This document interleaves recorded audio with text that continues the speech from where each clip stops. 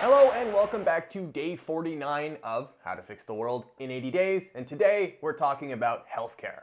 Now at this point I've done a few episodes, and the hardest part about a subject like healthcare is there's just way too much content. It's just such a huge subject. But one subset of healthcare I've always found particularly interesting is comparing private versus public healthcare. So basically asking, is healthcare a birthright, or is it only for those who can actually afford it? So when you start analyzing that question, you realize pretty quickly that it's basically the United States versus the rest of the world.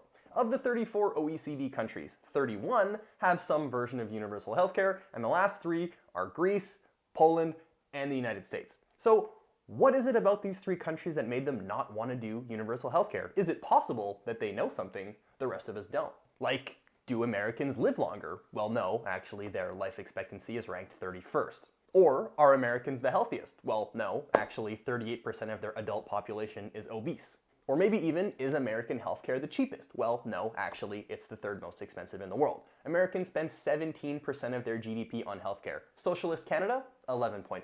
In addition, they don't have the most doctors, they don't have the most hospital beds, and they don't have the shortest wait time for necessary or elective surgeries. I mean, I could keep going, but I think you get the point. So does all this mean that public healthcare is perfect and everything about the US is wrong?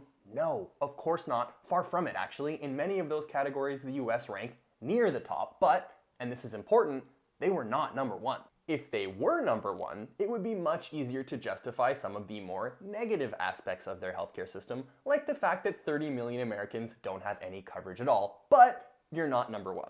So how is it that you're being beaten by countries with a public health system, but you're not looking at their models and saying, how can we be better? I guess I just don't understand what scares you so much about public health. Are you worried that your quality is going to go down, that your costs are going to go up, that now because something is free, all the leeches are going to try to take advantage of it?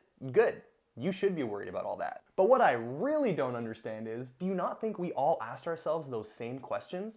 Of course we did. And what we found was, despite all those risks, poor, unemployed, pre-existing conditions, we all deserve at least basic quality care because society works better when delivering a baby doesn't cost 30 grand.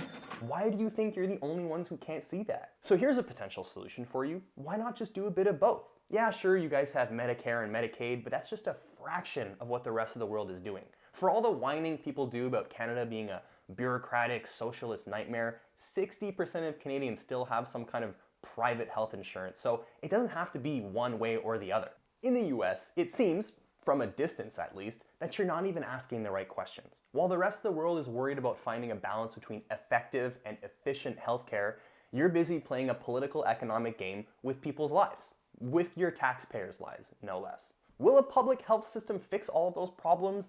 God no. In Canada, we all have a horror story of waiting ages to get seen by a doctor. But at least we have the peace of mind to know that a broken arm or a cancer diagnosis isn't going to bankrupt the entire family. For me, that's just got to be worth something, don't you think?